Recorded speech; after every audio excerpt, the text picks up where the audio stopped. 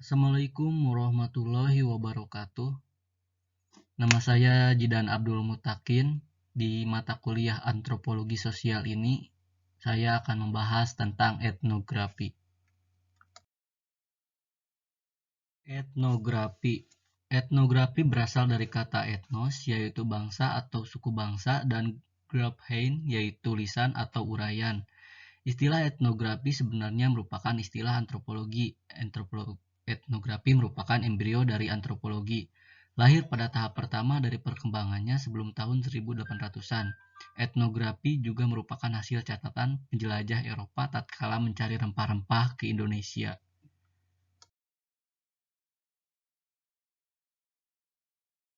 Sejarah etnografi. Etnografi dikembangkan oleh para antropolog yang paling terkenal oleh Bronislaw Malinowski pada awal abad ke-20.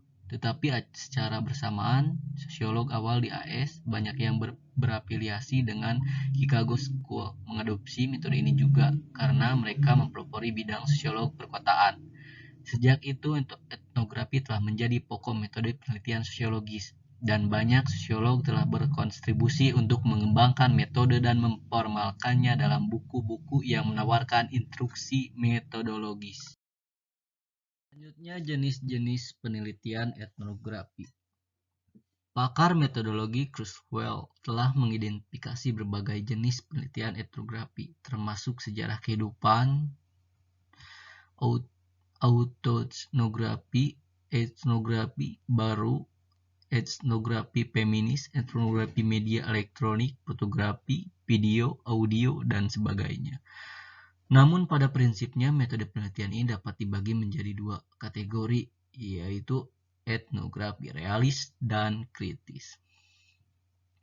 Etnografi realis tipe ini adalah tipe tradisional di mana peneliti mencoba untuk mendapatkan data atau situasi individual dari sudut pandang orang ketiga. Etnografi kritis. Tipe ini adalah tipe yang lebih kontemporer di mana peneliti berpartisipasi dalam sinkronisasi atau pertahanan kelompok sosial budaya yang diteliti.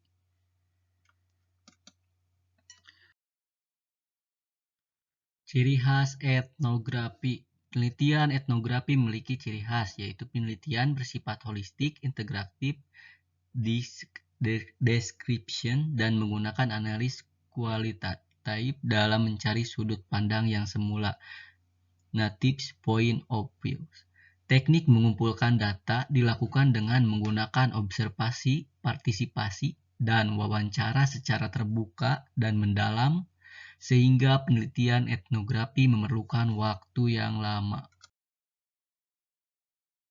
Selanjutnya, elemen-elemen inti dari penelitian etnografi oleh Kurzweil dalam UNCUS 2008 dijabarkan penggunaan penjelasan yang detail, gaya laporan bersifat cerita storytelling, menggali tema-tema kultural seperti tema-tema peran dan perilaku masyarakat, menjelaskan kehidupan sehari-hari orang-orang, everyday life of person, bukan peristiwa khusus yang menjadi pusat perhatian. Laporan keseluruhan, perpaduan antara deskriptif, analis, dan interpretatif. Hasil penelitian memfokuskan bukan pada apa yang menjadi agen perubahan, tetapi pada pelopor untuk perubahan yang bersifat terpaksa. Adapun tujuan dari etnografi, yaitu tujuan etnografi adalah untuk mengembangkan pemahaman yang kaya tentang bagaimana dan mengapa orang berpikir, berperilaku, dan berinteraksi seperti yang mereka lakukan dalam komunikasi atau organisasi tertentu bidang studi. Dan yang paling penting untuk memahami hal-hal ini dari sudut pandang yang dipelajari dikenal sebagai perspektif emik atau sudut pandang orang dalam. Dengan demikian, tujuan etnografi tidak hanya untuk mengembangkan pemahaman tentang praktik dan interaksi, tetapi juga apa arti hal-hal itu bagi populasi yang diteliti. Yang penting, ahli etnografi juga bekerja untuk menempatkan apa yang mereka temukan dalam konteks historis dan lokal, dan untuk mengidentifikasi hubungan antara temuan mereka dan kekuatan sosial dan struktur masyarakat yang lebih besar.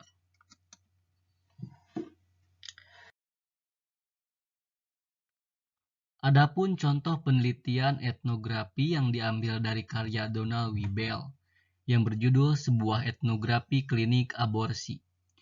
Penelitian dilakukan di California, Meksiko dengan latar belakang adanya pemberitaan surat kabar lokal dan nasional di Amerika Serikat yang memberitakan tentang budaya aborsi yang menjamur di Amerika. Namun, pemberitaan itu didasarkan atas data-data statistik yang bersifat positif. Peneliti Donald Wiebel tergerak untuk mengadakan penelitian terhadap budaya yang menyimpang ini dari perspektif etnografis yang bersifat kualitatif dan studi lapangan field study. Selanjutnya membahas tentang manusia dan kebudayaan. Manusia dan kebudayaan merupakan hal yang saling terkait satu sama lain. Manusia merupakan makhluk hidup yang paling sempurna yang diciptakan Tuhan dibandingkan dengan hewan, binatang, dan tumbuhan.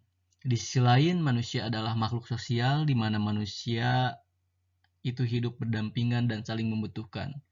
Manusia tidak dapat hidup sendiri. Manusia memiliki kebudayaan masing-masing karena kebudayaan itu diciptakan dengan akal budi, pikiran manusia itu sendiri berdasarkan sejarah hidupnya yang biasa diwariskan secara turun-temurun. Sekian yang dapat saya bahas dari materi tentang etnografi. Mohon maaf bila masih banyak kekurangan. Assalamualaikum warahmatullahi wabarakatuh.